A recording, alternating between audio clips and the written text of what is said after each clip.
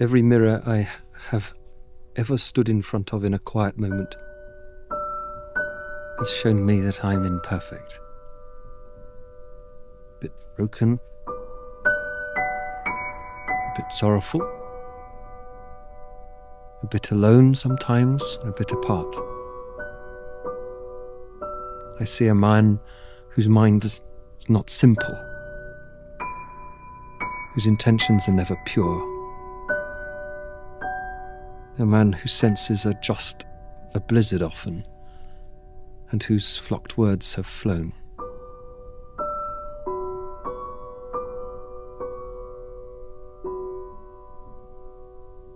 And as an artist, I'm not alone in this.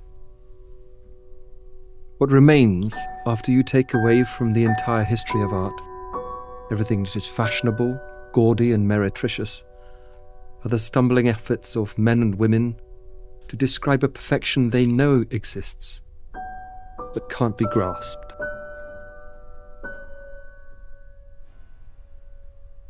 An order, a simplicity and a completeness that is just beyond their touch. And of course, artists aren't alone in feeling like this. This is no more than the movement of a created soul towards its beautiful creator.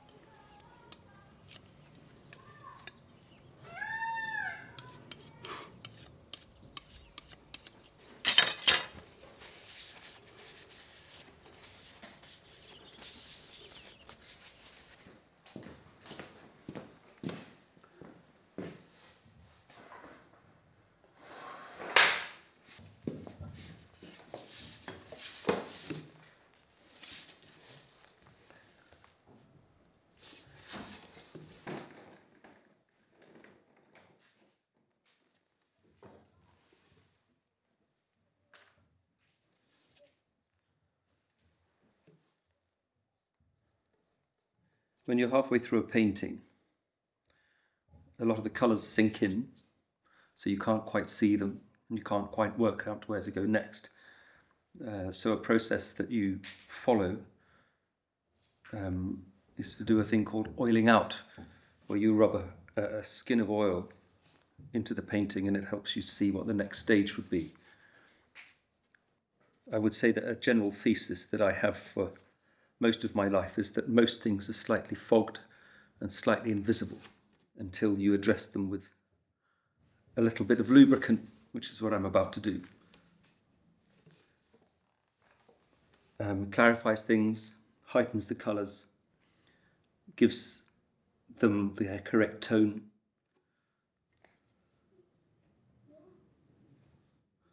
And then enables you to take another step forward, completing the picture.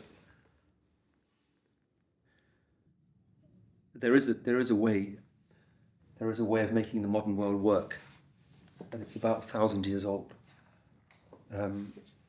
It's no new method, but it's a rediscovery, a rebirth of an old way of being, using very simple, very, very long-lasting materials. This painting is made in its entirety by hand. It's using methods and techniques which go back to about the 1450s. It's very incomplete at the moment. It's still got 2 entire layers to produce. And the painter at this stage is trying to work out, particularly with a face like this, which is a very important countenance, historically speaking. He's trying to work out who he's looking at, whether he has a relationship with him. This one is for pilgrims, people who walk and suffer, who take a sort of emblematic journey, a symbolic journey, in order to straighten out maybe perhaps a particularly wonky part of the path they're taking through life. So he's quite severe, this guy. He has he'll have the wound on his wrist, the lamb that stands but is slain. I have a real interest in the face of Christ as an image for the English people. There haven't been any significant ones painted in the Catholic Church for a very long time, since Stanley Spencer painted the very large Pantocrator Christ enthroned in Coventry Cathedral in the 1960s. There haven't been any commissioned. I've painted dozens and dozens of paintings for the church, and they've never once been asked to paint Christ as an adult. And so I've been thinking about St. Augustine quite a lot. Scared, senseless, standing on the edge of the French coastline, thinking about terrifying Englishmen, not daring to cross, and sitting there for 3 years, trying to work out what he should do, and then eventually coming across with 2 things. Firstly is a crucifix, and secondly was a portrait of Christ, not an icon. This is 500 years before the iconoclastic controversy, so not an icon, a portrait of his face. And the English is an absolutely inspired thing to do, and he converted a great number of people very, very quickly, carrying those 2 things, which seems very strange. But the English have a real dislike of hypocrisy in governance. They hate it, and you'll have seen that quite a lot over the last 10, 15 years in politics. We dethrone them, people who are dishonest in government, incredibly quickly. And so it's a portrait of an interesting man, and a portrait of a profoundly honest man is what Augustine must have come with. A man who was believable, bankable, trustworthy. And there is an enormous dearth of images of Christ in Catholic churches at the moment. Crucifixes shoved to one side, and in the Anglican Church as well. And he really is the only leader we've ever really taken to in great numbers for long periods of our history. And it started with Augustine's image of Christ. So I'm painting them because nobody's asking for them. Nobody wants them. Nobody in positions of authority wants them. And so I'm doing them off my own back now.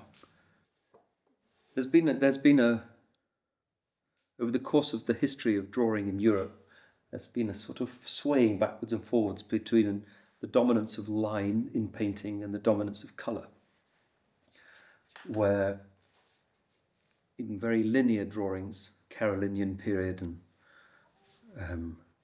you have very, very dominant line filled with a patchwork of colour.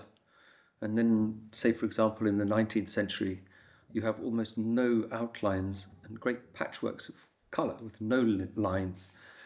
There is a sweet spot between the transitions between one period and the next, where both the line work is brilliant and then the colour is exquisite. And that period is the late medieval period, the discovery of oil painting, the development of better pigments, the grinding of better pigments. Those sorts of discoveries make a huge, great difference to painting. And it just suits the way my hand moves. And that also the modern client wants something that's going to last for as long as his family name will last, which is like half a millennia. This mid-20th century sense of nihilism's gone in painting. The great cheapness of it, the cheapness of life, the cheapness of the cheapness of everything, all the made objects, and the general bankruptcy of the entire country, that's gone. So people want things which will last for a very long period of time. Why buy something twice when you can buy it once forever? Yes, and it's my contention that almost everything is truly difficult to see, really difficult to see, unless someone shows you how. I'm involved in manufacturing. I make things entirely from fresh out of nothing. I don't buy anything in. I make my own paints and panels and waxes and varnishes. And so I'm in a workshop. I like painting in the dark. I like painting in the quiet. I like painting in the cold. I can't stand painting when I'm hot. Artists never describe the thing that they're in the company of. They describe a thing they long for. Nobody ever wrote a love poem when they were in the arms of their beloved, did they? They only write it when they're separated from them. So I put myself into hardship in order to find something beautiful. It disappears as soon as you find comfort, I think. And for me, that particular sense of quiet comes in a setting like this, which is quite hard.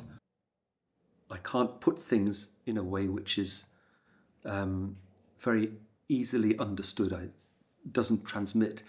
But the work of my hands has been a lifelong endeavour to find a genuinely alternative, more permanent way of doing things in a world that I think is falling to pieces all around me, and I have done since I was young. Not just because I was born in the 70s and saw possibly the worst era of car building, fashion, house building, book writing, anti-intellectual rubbish, Bee Gees, shawaddy-waddy, and all that rubbish. And not just because of that, but even on a more grand scale, there have been times when things were beautifully, beautifully made. And it's an absolute mystery. It was an absolute mystery to me why that should happen.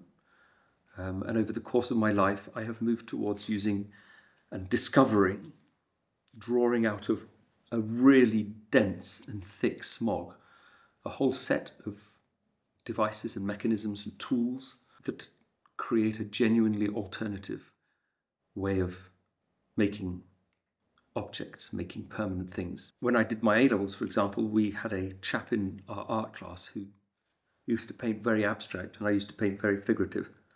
And I was always in the A-level art class for way longer than him, because he could slap a thing together very quickly and then disappear and feel very proud of himself and go and chat to girls. And I would still be slaving away trying to draw a hand or a foot or a bowl or a flower or something. But when he left, I used to pick up his brushes, completely rearrange his painting, and so that when he came back in the morning, he had a different picture. He never once noticed. And that inclination of trying to find an alternative way to postmodernism it's always been there.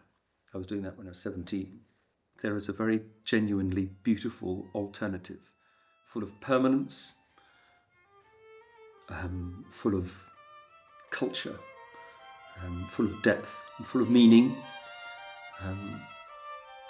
that stands as a mirror, as an opposite, as the other side of a coin to contemporary society.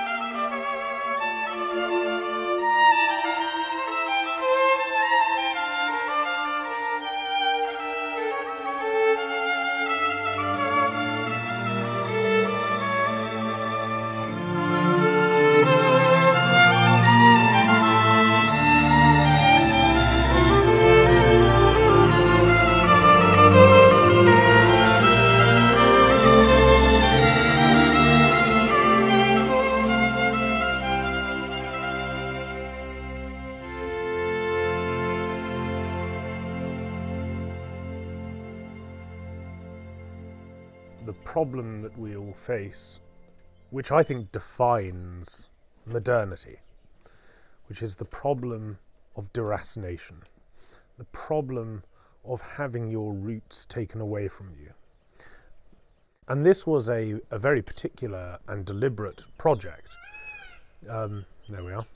And the project was more or less something like this: that if we emancipate ourselves entirely from our inherited customs, our mores, our traditions, our way of being, our ancestral way of seeing the world, and also the techniques of genius, whether they be artistic or intellectual habits, or even just habituating a sensitivity to beauty in the world, if we emancipate ourselves from all of those things, we'll finally be free to author ourselves, to be who we truly want to be.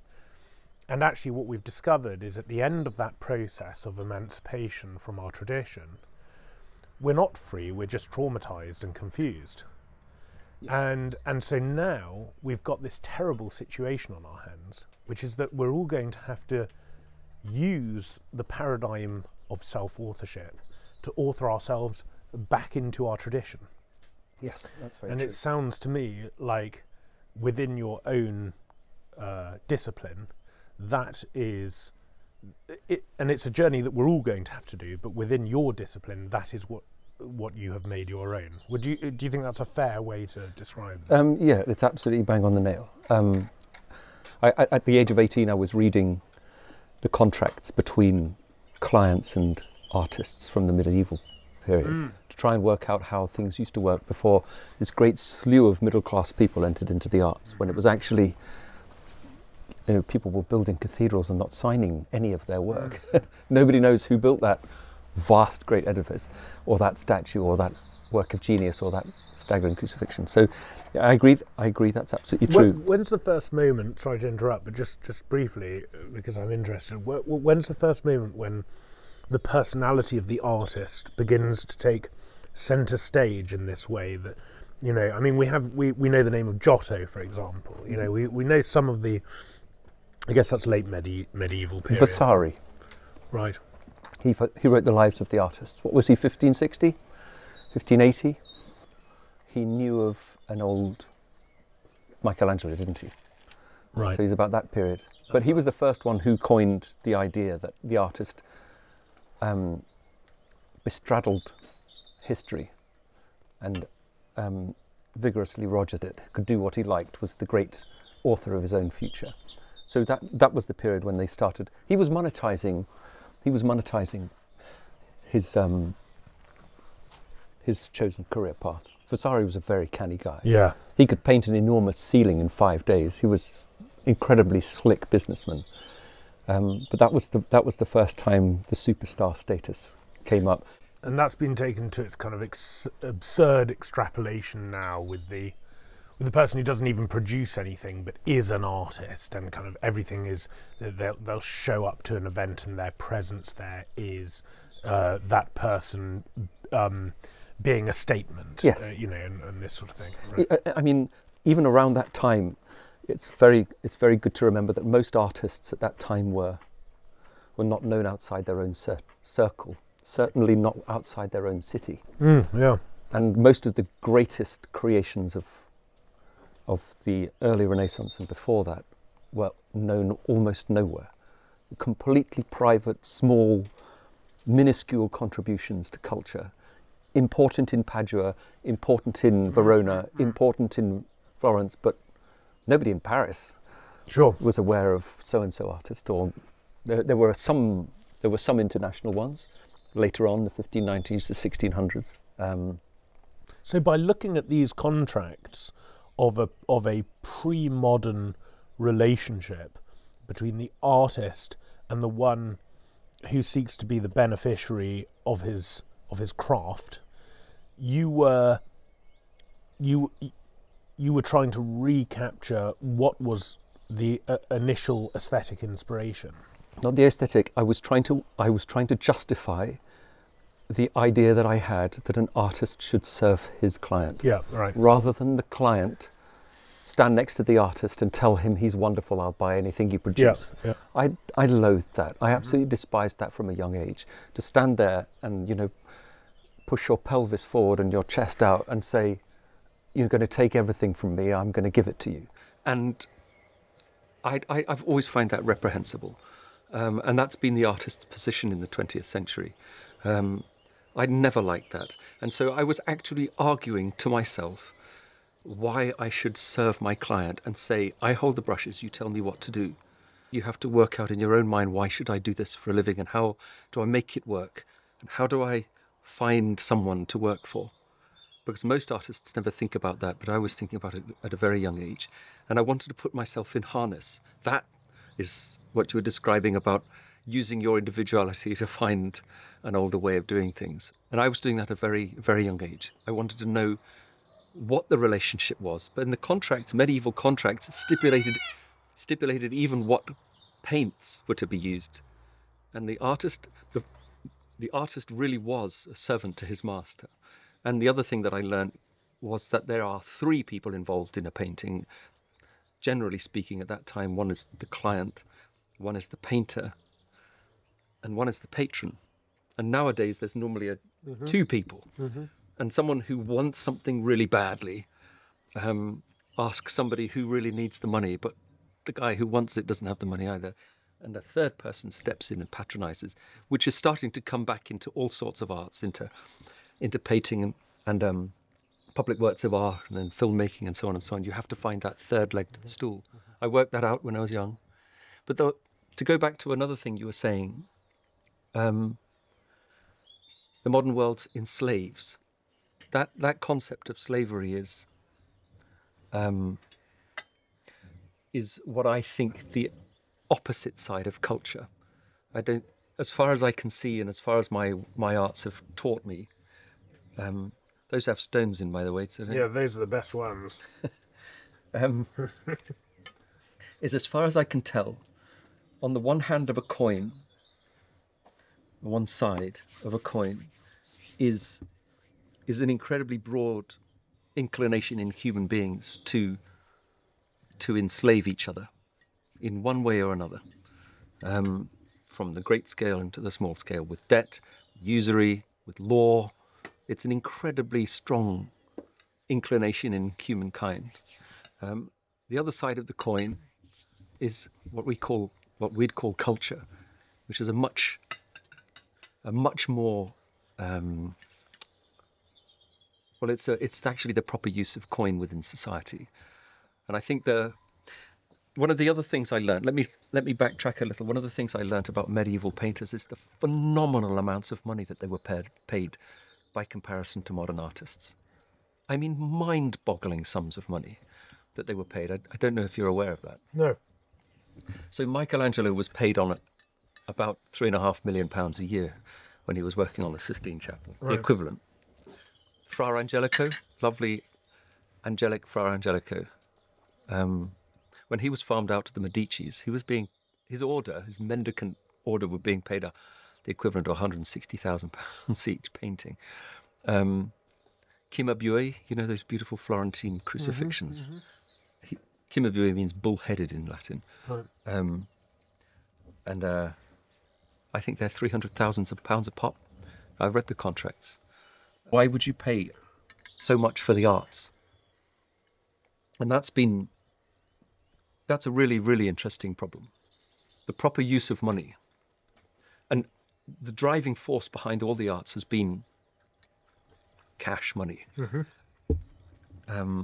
It always has been. We seek it, artists need it. The skill that we have is extremely rare and uncommon.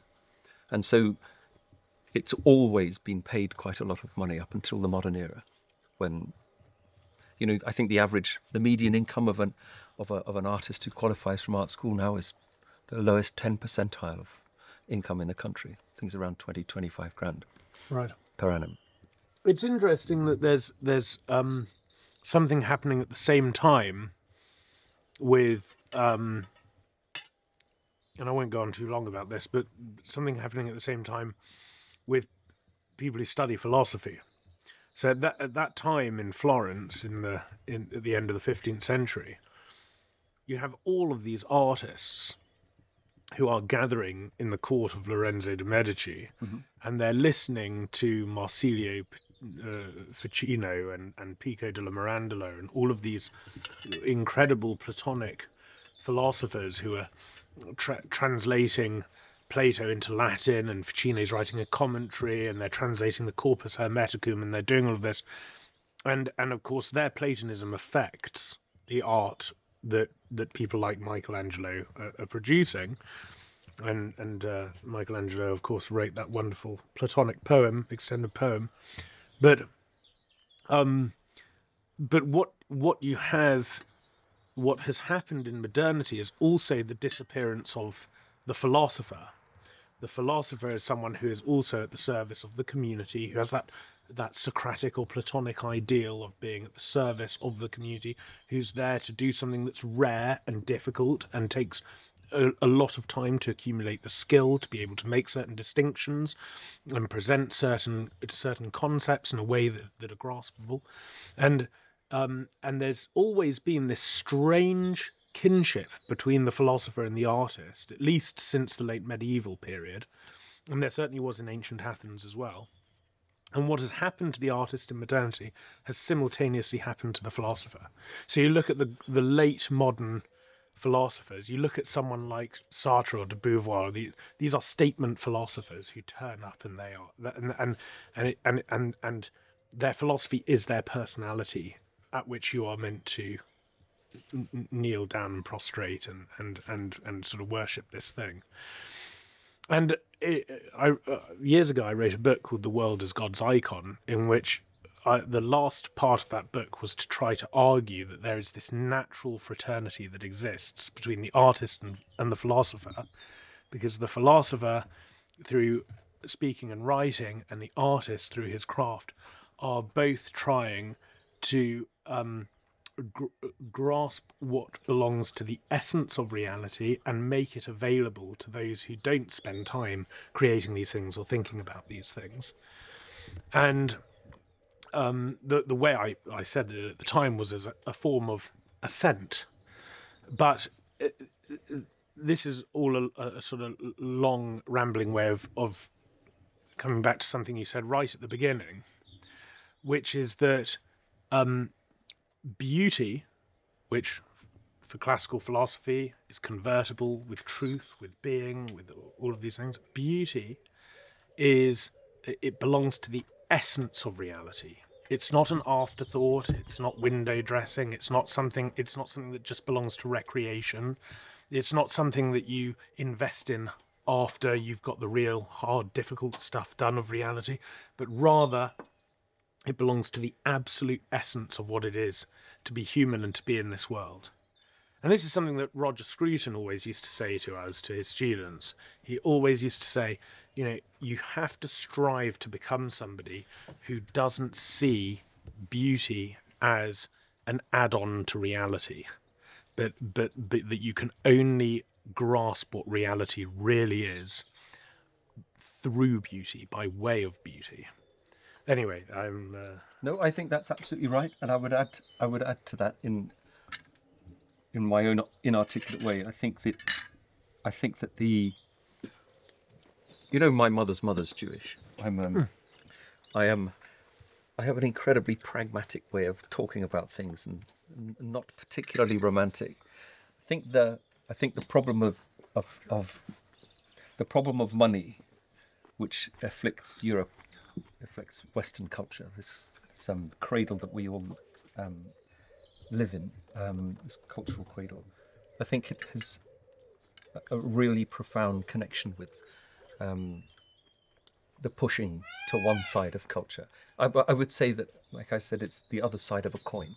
You have two options in human existence. One is to enslave yourself, and this goes back to the story we've all just experienced at Easter. One is slavery, and the other is freedom, great acts and culture. And I think what we are in in Europe at the moment is an enormous debt culture. Now, I can talk a bit about this, but I have to put it in parameters, because as soon as you start talking about debt, and you start talking about banking, and you start talking about usury and things like that, then people start looking for scapegoats. And for your viewers' sake and for your sake, I don't do scapegoats. Slavering and indebting is a fundamental weakness and inclination in human nature. We enslave each other. Governments are inclined to enslave their people. Husbands are inclined to enslave their wives. Wives are inclined to enslave their husbands and to enslave their children, and banks to enslave their clients. It's throughout society. It's part of who we are. And when that indebtedness spreads all the way through society, and we are all profoundly indebted, just financially, we are in debt. Sure. Debt pushes culture to the periphery. The first thing it does, in actual fact, and I have a very peculiar relationship with money. I don't particularly like it. I spend everything I get.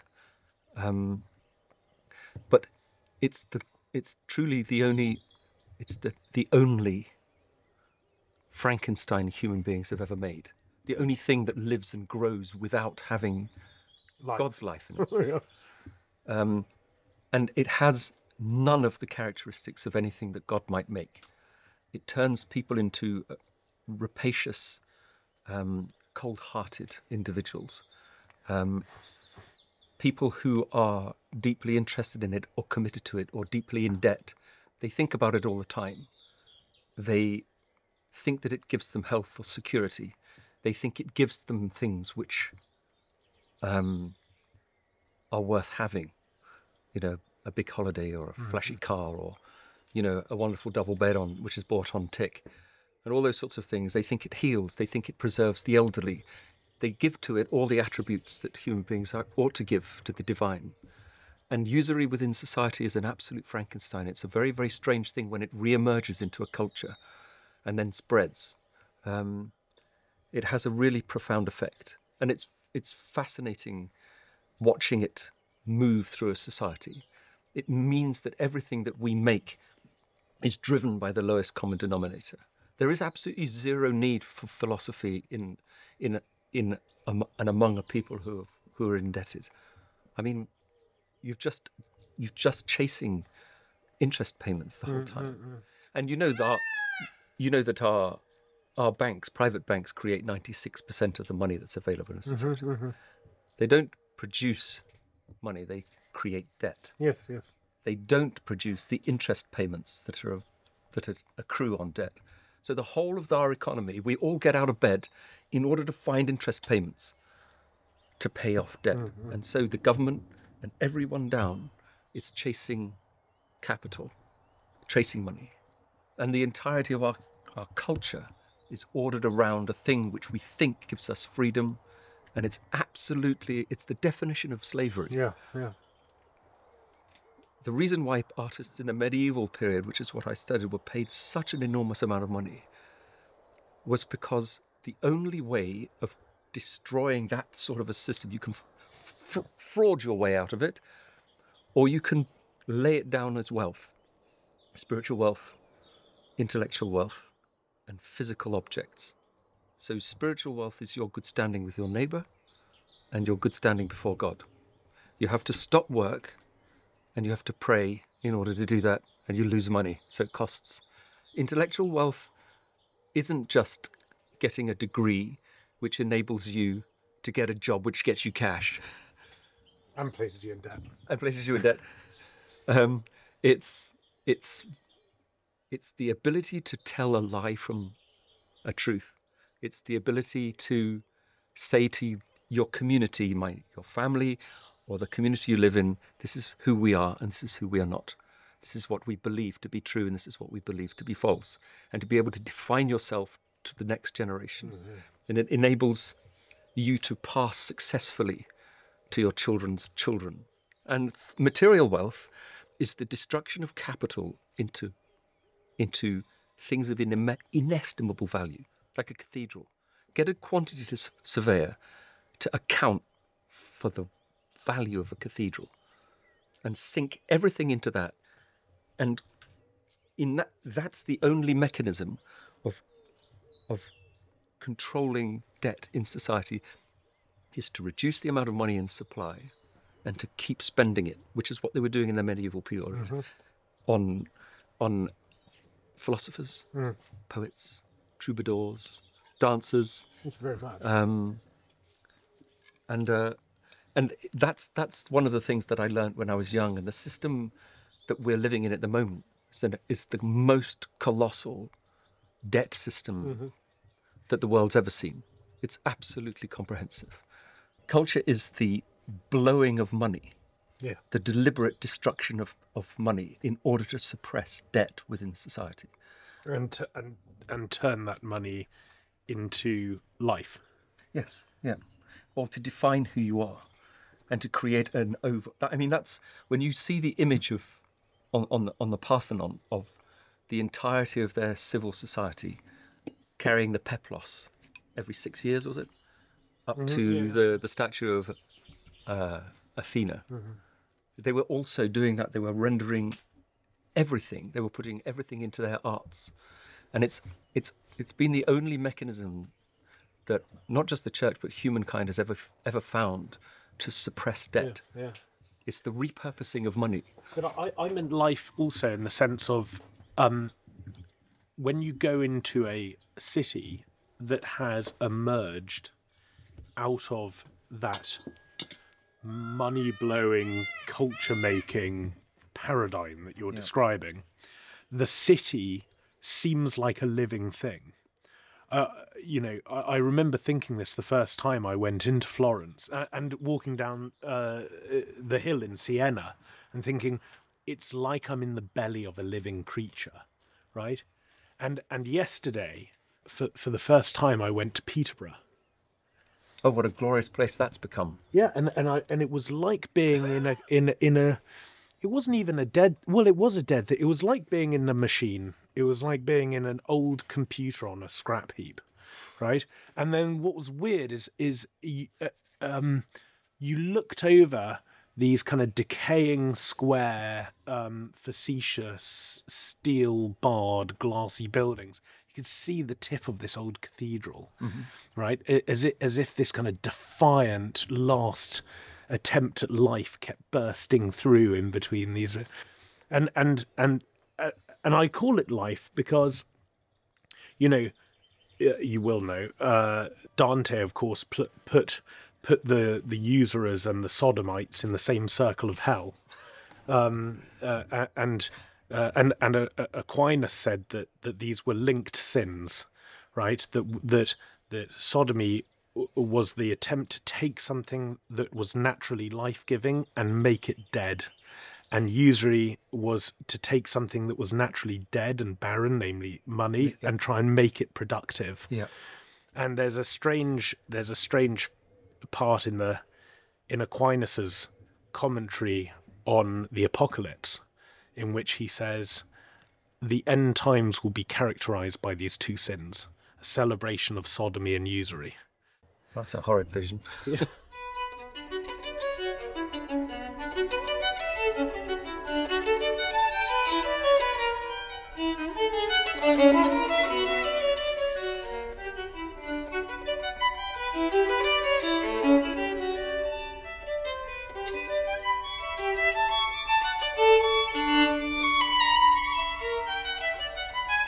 We've got a book called The Annals of Louth.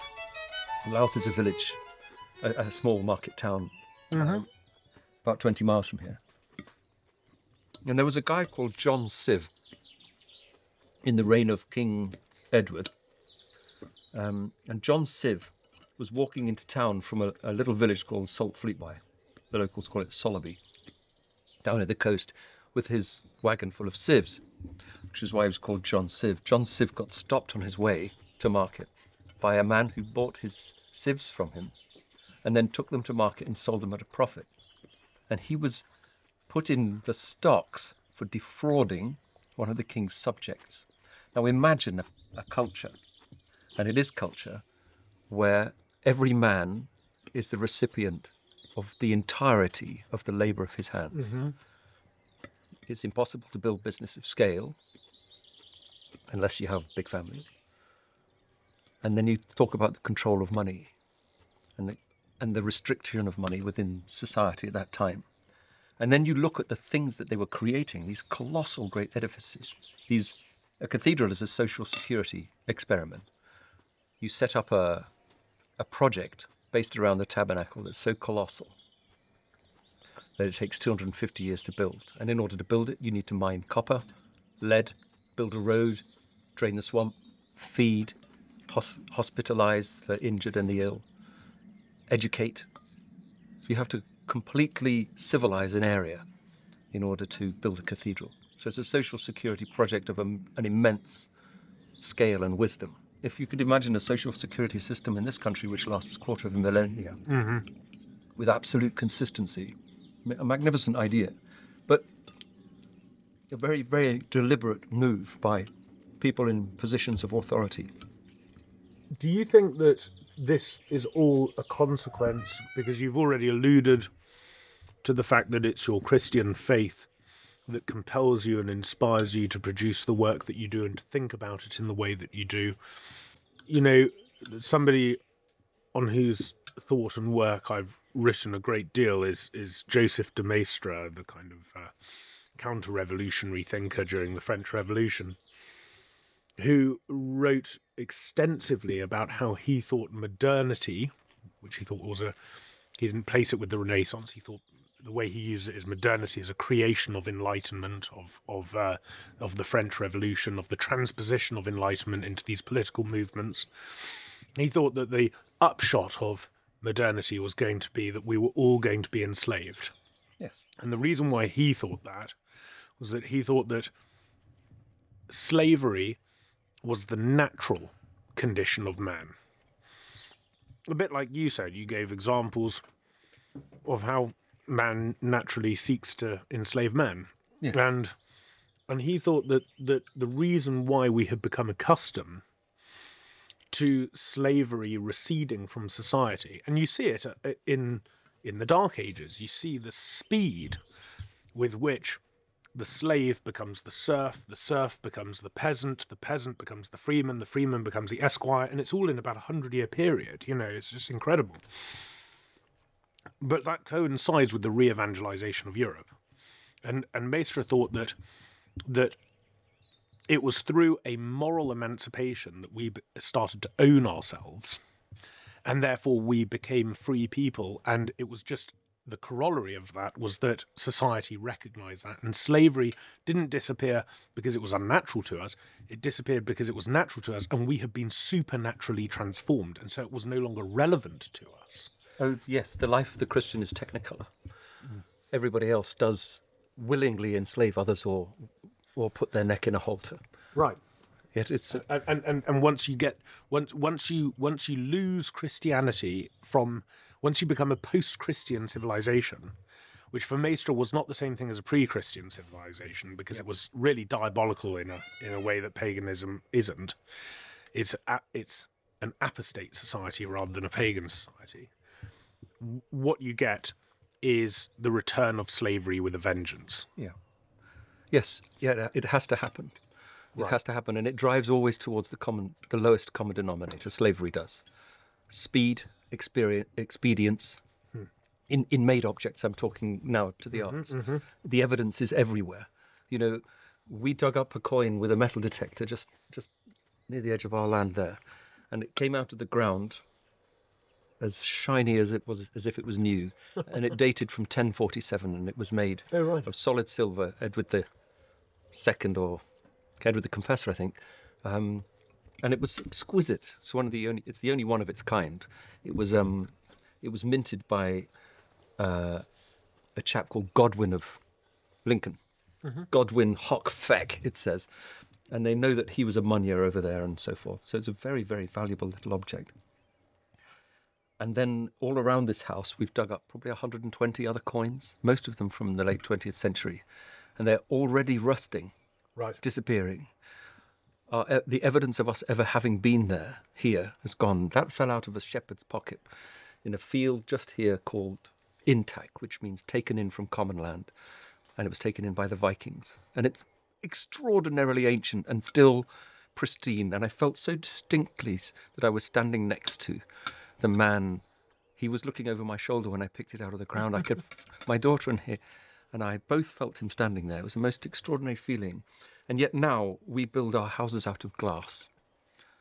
Our coinage is made of base metal. It's been so chronically debased in the last 100 years. It's remarkable. Our books are made out of acidic wood pulp and won't last 70 years. All of them. Mm-hmm. All our great thoughts and minor thoughts. And it drives always, debt and slavery drives towards the lowest common denominator. People cheapening of everything. Yeah. And the mass production of everything. And that's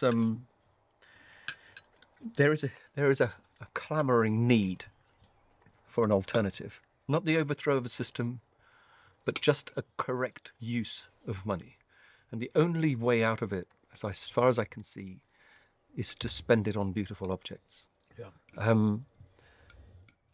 Mostly because the people who received the capital, or received the money that is spent on beautiful objects, have no hunger for power. Artists, writers, philosophers, they have a problem-solving mind, and they set themselves abstract problems to solve, which are of absolutely no use to anybody. And so the money enters into a circle of society which is absolutely benign, the craftsman society. And the entirety of the Middle Ages, throughout Europe, was a society of a few traders and a great number of makers of things. And so little money was in circulation at that time that objects were beautifully made. You bought a pair of shoes twice in your life. Yep. You bought a suit of clothes twice in your life. You bought one cart for the whole of your life. And you used the strictures and limitations provided a springboard for very intelligent solutions. I mean, a windmill is the extraordinarily clever use of materials from within a 50-mile radius to grind, package, stitch, lift, hoist, and grind corn. It's an incredibly clever response to really deliberate, stringent conditions on the control of slavery within society. And it's also, that's actually what culture is. Culture is the destruction of slavery.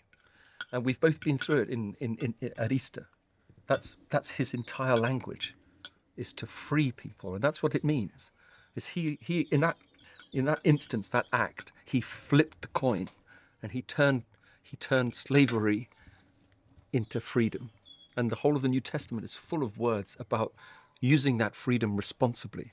But his whole language is to free you from the law that surrounds hard-hearted people. And I would call it culture. I would also call it the philosophy of great acts, because the Calvary is a great, momentous act. It's not a small statement. It's a colossal gift of self. And I think it goes right to the heart of what being a Christian is. I mean, I live in a great big house with loads of kids, and I have one of everything on the planet. I've got so much stuff. Bringing up kids needs a lot of stuff. And people think I'm rich, and I'm not. I'm blowing everything I've got. I'm spending a lot. And one of the phrases the business plan behind all of this, and it's the basis of culture, is that the confidence of the saints is that God is their friend. Mm-hmm. An absolute trust in him. And he has a providential relationship with you. Yeah. Yes. But that's our business plan, is that we'll be okay. And that was always, not now, but that was always the Catholic Church's business plan. I mean, take, for example, when the Reformation happened, Henry VIII his assessors weighed up 900 monasteries, all their chattels, goods, assets, land, rent, the whole lot, and 16,000 of them. Well, 16,000 parish churches. all their assets, land, chattels, goods, rent, the whole lot, their entire value, and thought to himself, now there's rich guys. And the story started to abound at that time that there was an enormous amount of cash there. And there wasn't. There was a vast amount of wealth. It was all spent. Yeah. He took the lot, and within 4 years, he was registered bankrupt. A third of GDP was his personal debt, £300,000.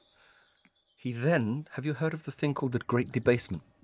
He took the entire currency of the United Kingdom and took it from gold and silver and turned it into base metal. And he was still broke.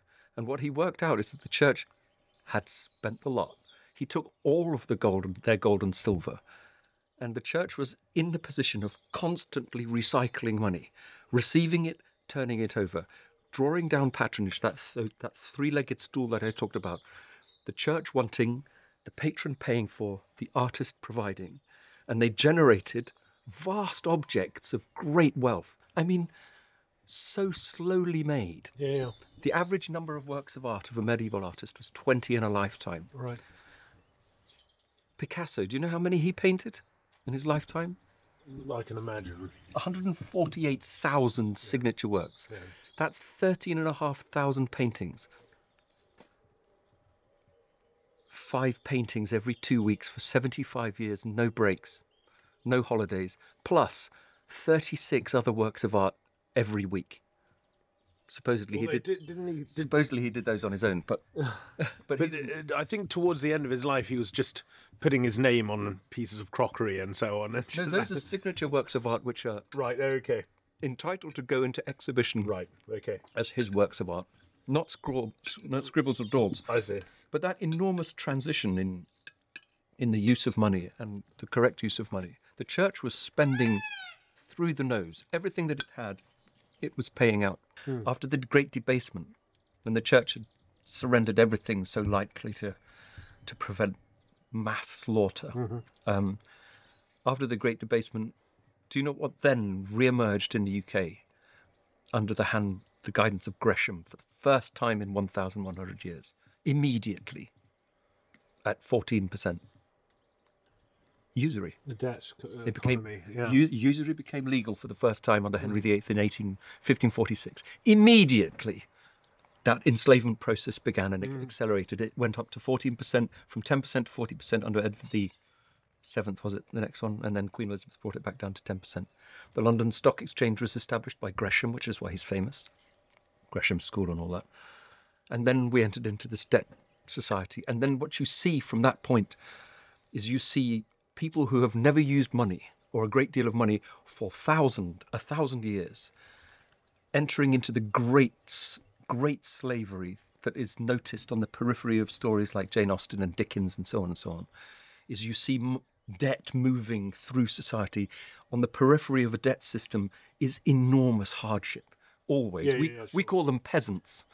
But the whole of Jane Austen, the whole of Dickens and the whole of the literature of that period is the scrabble for cash. That's basically what Jane Austen's doing. And actually, the peasant historically was not that. No, the peasant was a noble person, noble in the not in the sense of nobility, but someone who was revered for his tie to the land. I mean, we still have the word yeoman, which is much closer to what our forebears understood by the term peasant, but it became a degraded word because of this notion that you had people in these, essentially the beneficiaries of the plundering of the monasteries, who lived in these enormous country houses, and they enclosed the land and they pushed people off and they drove them into urban centres in tiny little hovels where they then had to do factory work and all these things. And those were now the peasants. But that's not at all what the word connoted, I think, in the past. No, but wherever we went, Ireland, the Great Famine, Yeah. the Scottish clearances, wherever our money goes, because you know how money spreads, debt spreads, is that they don't first issue money and then the first thing they issue is tithes, taxes. And then they say, oh, well, can I pay you in my local currency? I don't have much of it, but I can pay you in corn, I can pay you in anything. And you go, actually, no, you're going to pay in the currency we're issuing. And that's what tax is for. Tax is for forcing the adoption of a currency. And as soon as you see these tides growing all the way through India, through Africa, through Scotland, Ireland, you see enormous poverty as people move into that. An empire means... And the 18th century was all about that. Yes, the French doing it, the Germans doing it. But going back to the issue... Empire means dominion, slavery. Sure. But going back to the issue of beauty, what's strange is, I've heard people talk about the enclosures and the plundering of the monasteries beforehand and the establishing of the great gentrified families of England with their large country estates and so on as a kind of happy fault, insofar as England never would have acquired the beautiful countryside for which it became internationally famous were it not for this process, this usurious process. And I've even heard Irish people say, where an English landowner lived in Ireland because it's just beautiful. It's beautiful in a way that nothing else in Ireland is. Oh, really? Yeah, everything else in Ireland is utility. It's small family farms that are very muddy and people are working and it's really difficult. And then you get to these places where people could... There's certain scruffiness to it. Yeah, there's an elegance to putting a titanium hip in a 94-year-old woman, and that's enormously wonderful, but utterly. Well, okay, but you also have on these English estates, and I'm not known as an apologist for. Thank you very much. As an apologist for enclosure or any of these things. Thank you, but I'm just. Well, I think it's interesting to explore this idea that what these estates did is they created places in the landscape that were set aside for leisure. And leisure meant that you could go around the world, you could go and pick up amazing antiquaries from Egypt and Greece. You could bring them over. You could do all sorts of interesting things with the landscape. If you find yourself with an imbalance over your neighbour, you have more capital than him. You can take all his stuff. It's glorious. Mm-hmm. You can swan around. I mean, 3,000 people at the height of the 19th century. 3,000 English people had 300 million people working for them. Yeah. In the diaspora, which is mind-boggling numbers. So yes, it looks good superficially, but me reinserting myself into a more difficult way of life, where I put strictures on myself and I put myself at the service of my clients early on. You're talking about using your individualism in order to constrain yourself. You have to accept that there's the great act that we're talking about, this act of culture, it actually stems from the crucifixion ending in the resurrection. The resurrection we never see, but you actually lay everything down. A life without enormous quantities of cash and debt and slavery to money is spiritual freedom and slightly mucky and scruffy. Mm-hmm. It's not quite as the Monty Python describes it in their little films. Sure. You have people clubbing streams with sticks in order to catch fish and all that sort of stuff. Yeah. It's not quite like that, but it is scruffier. It's like this. It's slightly out of control. It's full of noise and movement and life. It's not bourgeois. No, and there's no hunting park where you can kill a peasant if he comes on and takes your deer or takes your rabbit. But wasn't that a Catholic institution? I mean, the Normans were very keen on their deer parks. Yes, and the Normans had a very modern mindset. Yeah, using law. I mean, that's what Tolkien thought. Well, look at their towns, surrounded by a wall, and you think, not very many arrow slits facing out on this one, but a bloody big walkway all the way the inside, and then tax portals coming through, and a bloody great building at one end where the money was all kept. It was a device for enslaving people. Almost none of the fortresses, the walled cities in Europe, were ever laid siege to. They were a mechanism for enslaving the people themselves. So the Normans, within medieval culture are an anomaly. They are very modern-minded people. Well, yeah, but they take over everything. Sicily and, Feminism, they go... all the way from Jerusalem to But the it's interesting you said. I mean, I remember having this argument with Roger Scruton and saying that I thought that the Normans were sort of the first French revolutionaries, in that they were the first people to bring about a truly top-down model of government, where you have a feudal system and you come in and you just and you make every organic institution, everything that had existed hitherto, you just make it conform to this a priori rationalistic system. They're very rational people, heathens. But the way in which the church unstitched that was quite extraordinary. They just built beautiful things. Right. The Gothic was born by Saint Suger, Saint Sugar. Yeah. I read a lot about him. So he became regent when Louis the whatchamacallit, first? Saint Denis. Yeah. He was put in charge of the country, and in a very short period of time, was it 12 years or something? He introduced troubadours, courtly dancing, courtly poetry, stained glass windows, Gothic architecture. And one of the greatest shifts in power in European history is the movement of all the money from the Normans to the Franks without a piece of bloodshed. And based around the tabernacle, they threw up these magnificent objects of beauty.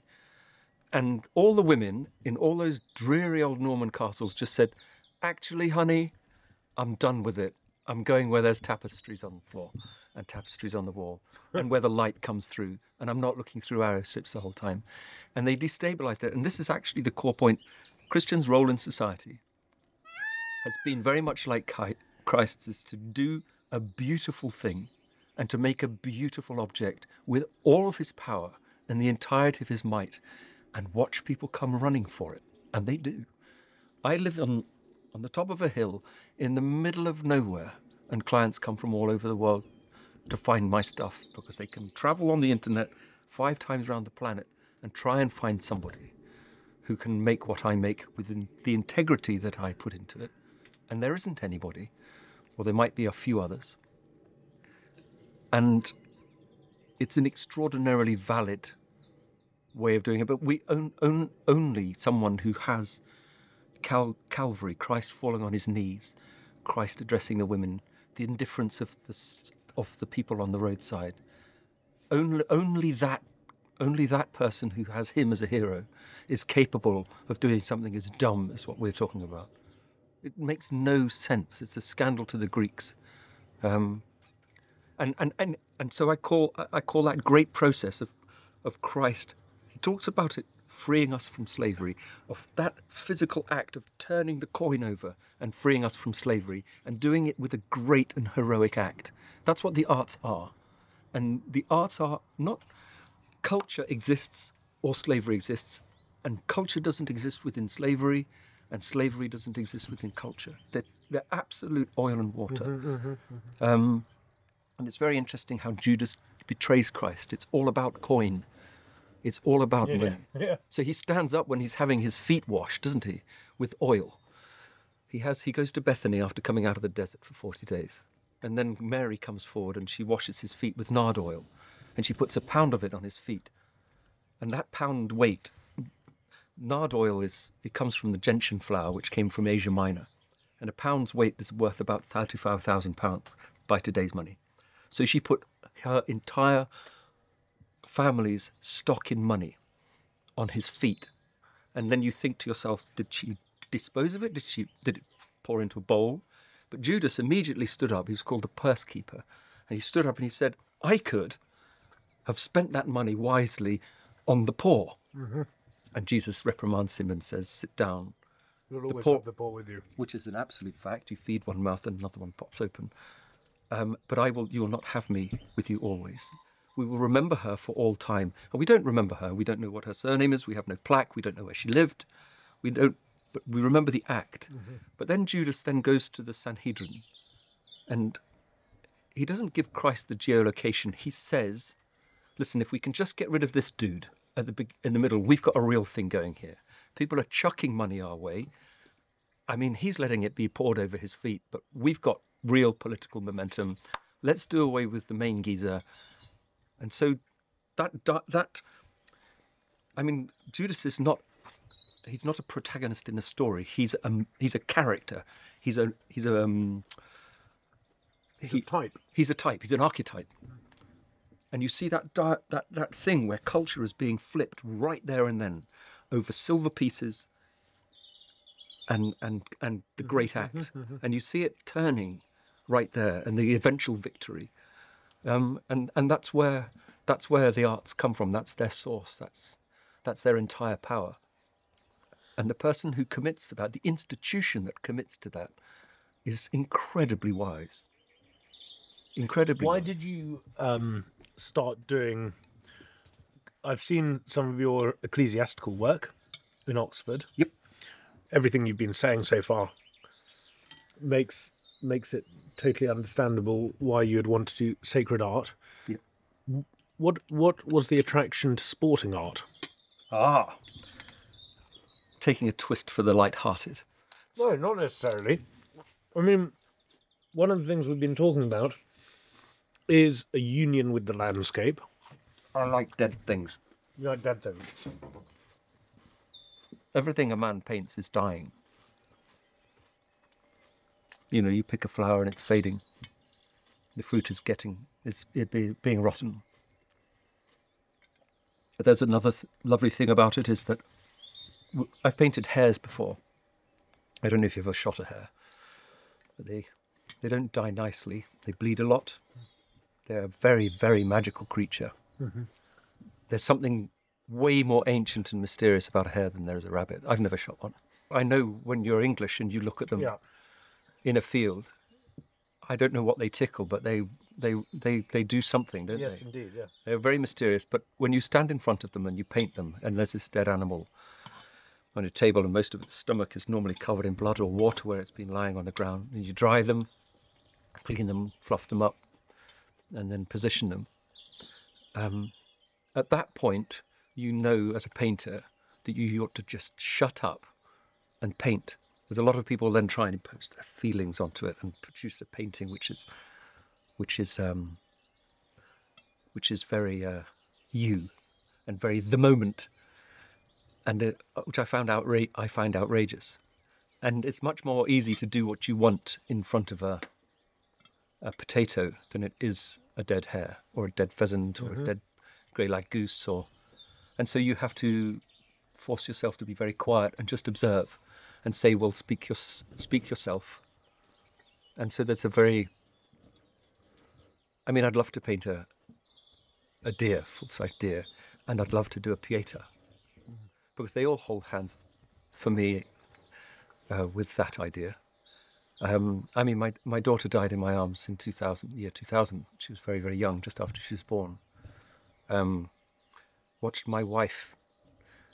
I mean, you've watched your wife give birth. It's one of the most heroic things you could ever witness. It knocks everything a man does into a cocked hat, doesn't it? The integrity of the act and the focus, and for my wife, absolute concentration and silence. And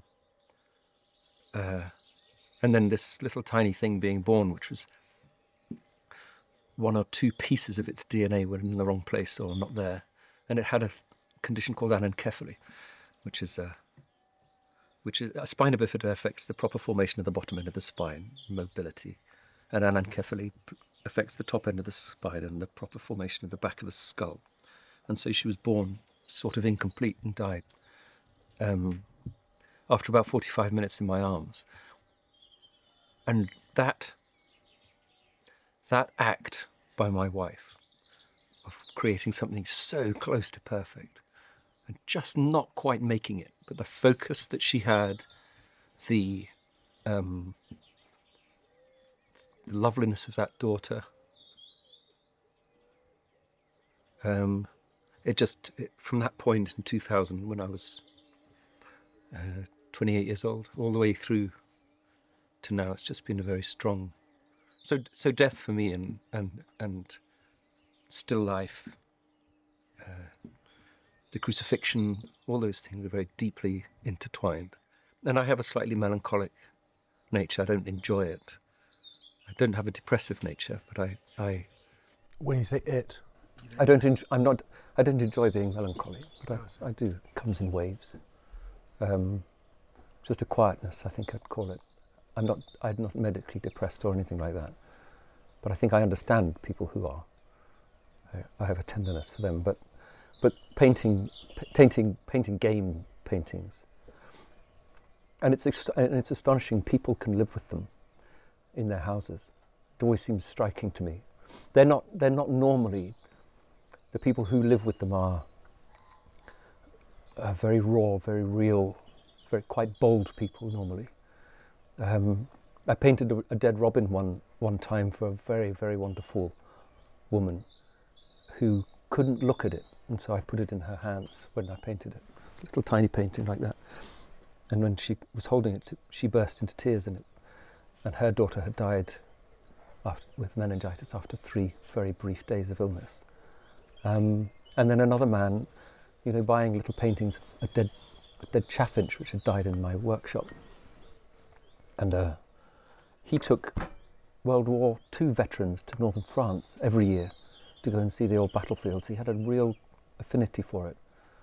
And that's a kind of English, quite a sorrowful, honest, quiet thing. It's not just blasted out of the air, painted.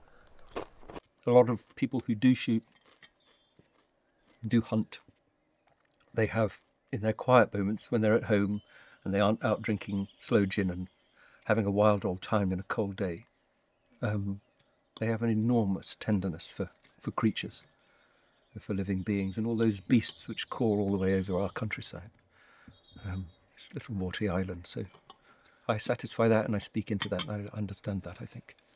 Until I took up hunting and shooting, I never really met anyone who truly loved animals. It's bizarre, isn't it?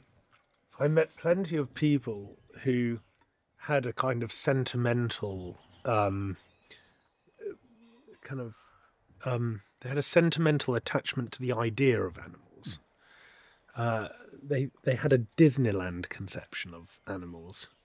But somebody who really deeply cares about the species, about the habitat, wants to know everything about them, wants to understand how the climate and the seasons affect them, wants, and can tell you everything about their call, about their movements, about how they interact with each other, about how they breed. Oh, the knowledge is extraordinary. And I felt when I started hunting and shooting, I felt like I was like a film was coming off my eyes and I was seeing the concrete world for the first time. And it's one of those wonderful paradoxes of human existence that those who really are known today as the animal lovers of our world will be able to tell you nothing about their flight patterns or their habitats or their breeding cycles or anything. But those who go and kill them have almost a kind of quasi-spousal kinship with these animals. And I think I've developed that over the years, over recent years. To catch a fish, you have to be able to think like a fish. Yeah. They do. Yeah. Yeah, that's why I was always the shit fisherman.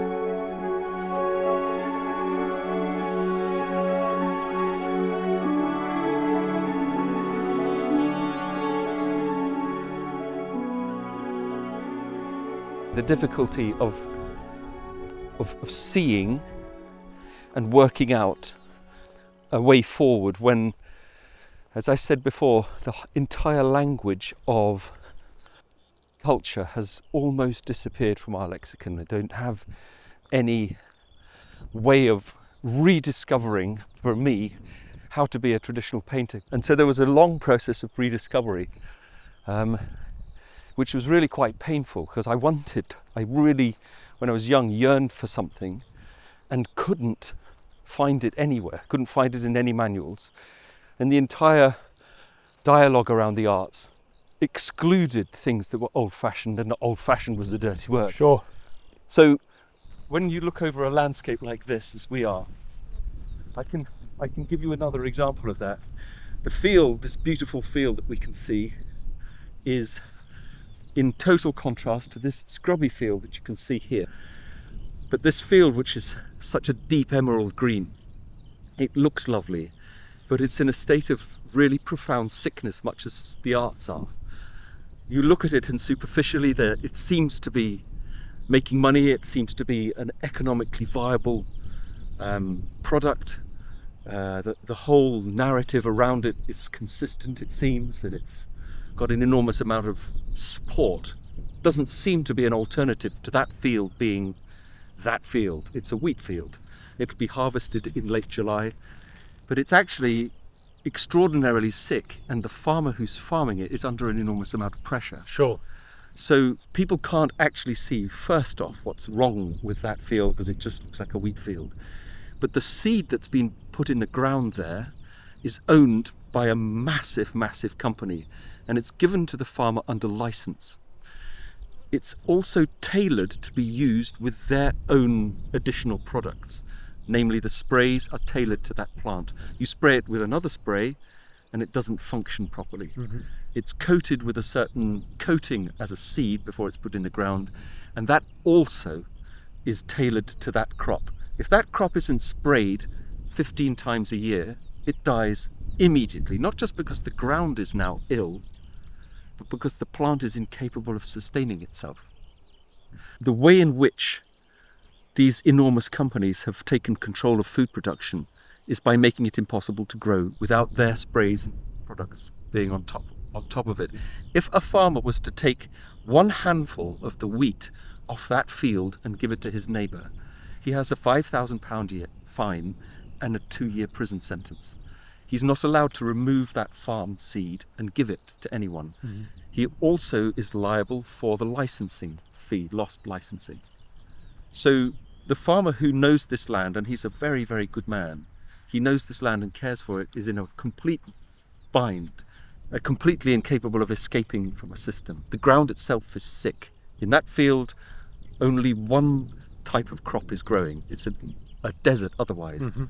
The soil is dead. Nothing really grows in it apart from thistles when he's not spraying it out of season. But I will show you in this little field here a completely alternative way of doing things, which is very, very ancient and very, very wholesome. What's growing in this field, and this is essentially a seed bed, is several very, very interesting little plants. Ribwort plantain. Yes, indeed. Yeah. But this one here, this little fella here, this is a very difficult plant to grow. It's called yellow rattle. Yellow rattle is difficult to get established, and it parasitizes the grass roots. It used to cover the whole of England and doesn't exist anywhere anymore. And this is a hayfield. Yellow rattle stops the grass growing by eating a lot of its energy by living off its plant roots. And it's an annual that flowers in late July, early August. That enables these to grow. This is chicory or chicory. Mm-hmm. Chicory has a long taproot and it grows really well in this soil. Let me see if I can find another. This fella here is called sanfoin or sainfoin, which means holy hay, and it's loved by donkeys is its Latin name. And then there's one other plant here, which we're growing. This little tiny one here, which is in its first year of growth. Salad burnet. These three plants completely negate and cancel out the need for any animal to need any injections or sprays or wormers or balancers. And every third field in England used to be a sanfoin field. And they used to feed that to animals to completely cure them. And these three plants growing in this field means that the horses and the sheep don't need to be injected. Right. My brother, when he was working in the Macaulay Institute, did research on animals foraging in the wild up in the Orkney Islands, and what they found by putting bags around the sheep and deer's ears is they collected what was falling out of the corners of their mouth, and they found that between 40 and 60% of an animal's diet is not grass, it's herbs, and they're eating things to balance their diet, and it's a completely natural. These are all perennials. It's a completely natural way of doing things, which it's ridiculously simple, it's maintenance free, and it's very much like the older ways of painting. There's an entirely new old way, unsynthetic way of doing things, which has been utterly blanketed by an enormously strong effort to hide a better way of doing things. And create an industry. Yeah. Yes. I mean, injecting animals 3 times a year. Hugely lucrative operation. Yes. If you have a sheep, you're paying between 25 and 50 pounds every year to inject every sheep in your herd. And in actual fact, you just need to feed them well. And this little field here feeds the 2 horses all through the winter. The way in which hay fields are now harvested is that they cut everything before the flowers have set their seed. So they cut their hay when it's full of sugar in July, and it's full of an extraordinary quantity of fructose. They feed it to their cows and their sheep to get them to put on bulk, and then they slaughter them in a very short period of time. They slaughter them before they're 18 months old. And so the whole idea of letting a field reseed. So again, in modern hay farming, you have complete monoculture fields. Sure. And so what we're talking about, and what this actually is called field culture, and we come back to that word culture again. It's a slightly more painstaking way of doing things.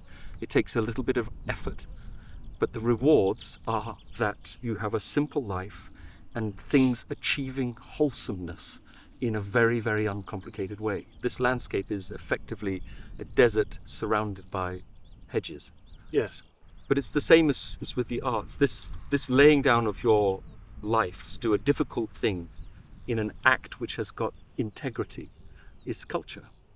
And that's what the invitation always is to do a brave, complicated thing from the front of your property to the back, and from the start of your life to the end, is to make a grand gesture, a simple, uncomplicated grand gesture. That's culture. And the opposite of it is what that farmer is bidden to do. He wouldn't do it if he had a chance. Which is slavery and debt. Which is slavery and debt. I mean, people don't realise it. Farmers look rich. They drive big cars, massive tractors. But a tractor costs as much as a house. Sure. And he is not mortgaged once. He's mortgaged about 4 times. And he is absolutely enslaved. And there's this great tilt needs to happen. It starts on the very small scale with this little tiny patch of land, my life, my family, and that's how conquest happens. It's interesting to think about the etymology of it, because of course culture, as you've alluded to, has the same root as cultivation. Edmund Burke said art is man's nature, by which he essentially meant that if you look at any given species on Earth, they do a certain number of things in order to bring to fulfillment or actuate the nature that they have. What humans do is they make a culture. That's what their nature requires them to do.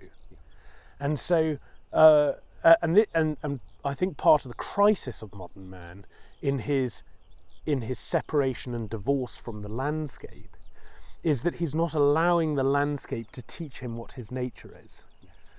So we look upon the earth and we see the way that this, the givenness of the earth brings about, it causes this incredible complex system to appear that is then linked to the way that animals actuate their nature, and the whole cosmos is at every single moment recreating itself.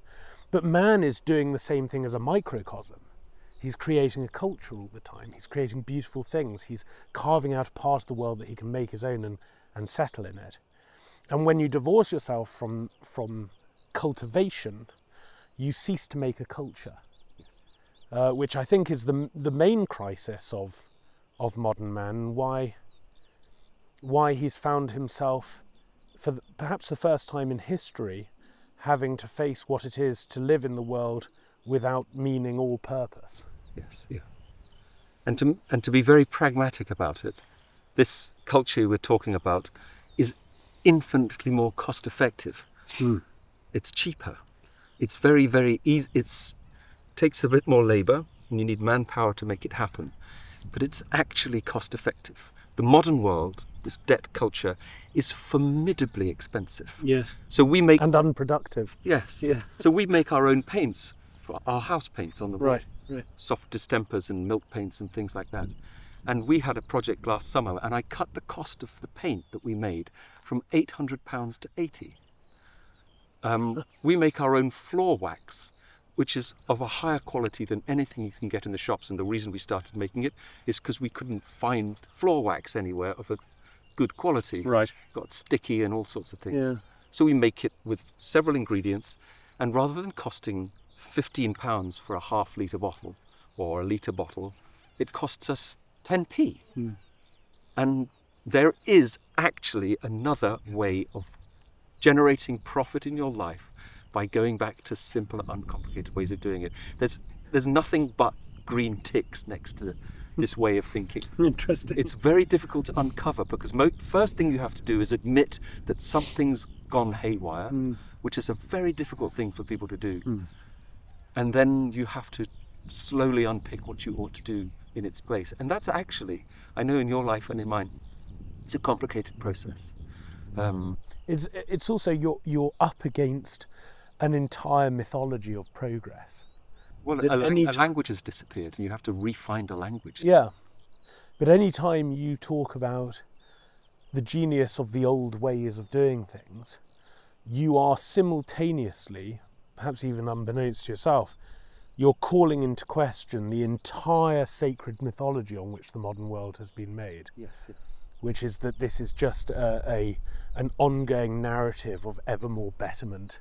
We're now enmeshed in a cycle of progress where things are just going to move and accelerate towards a utopian existence. Yeah.